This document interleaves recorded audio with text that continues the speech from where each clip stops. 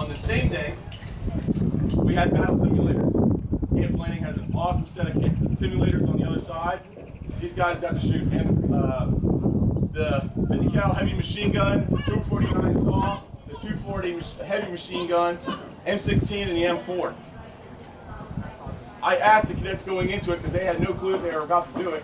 I asked them, I said, who plays Xbox or who plays first shooting like killer games at home? And all of them said, no sir, we don't play Xbox or PlayStation or any of that. I run in my spare time. You're right. I called them a bunch of liars, but I don't know. You know your cadets better than I do. This is taking it to the next step. This is the military's version of a video game. They went in there, they were attacked by zombies and all types of stuff, and they had to secure a power plant. The cadets actually had a blast in the simulator.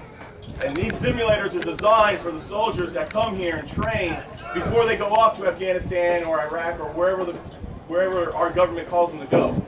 They go into these things and put into a virtual reality so they can actually go through different objectives without putting themselves in harm. Your cadets went through that.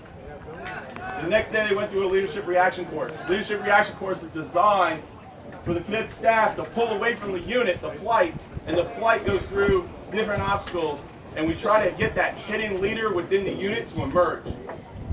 Some of the events that they had to complete, it's more of like thinking outside the box.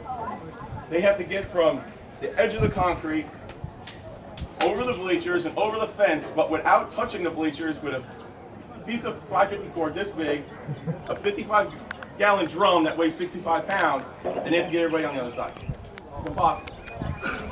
So it's creative thinking. How can we get there? Listening to the unit and come up with different ideas and try them. We're adults, and you know for a fact that we took 5 strangers, put us together, gave us a task, we start arguing on whose idea was better than the other. They have to do the same thing, but their time.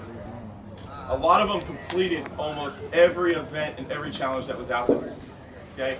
These cadets are not, you can't underestimate them. Their minds are unbelievable what they come up with.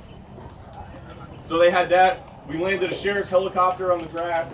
We had a Lakota come in, it's a Homeland Security gunship, came in and landed on an airfield, so they got to hang out with them guys, the pilots, and talk to them.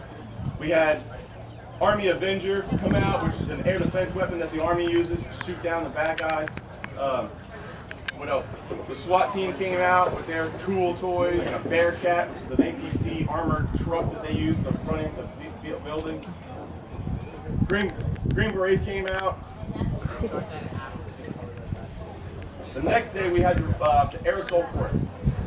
Aerosol course, for anybody that's prior Army or knows anything about the Army, there's a small group of soldiers that get to go through a course called Air Assault.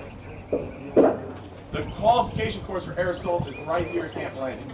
It's a 65-foot rappel tower, it's a 60-foot rock wall, and then an obstacle course that goes around and encircles and encompasses the entire compound.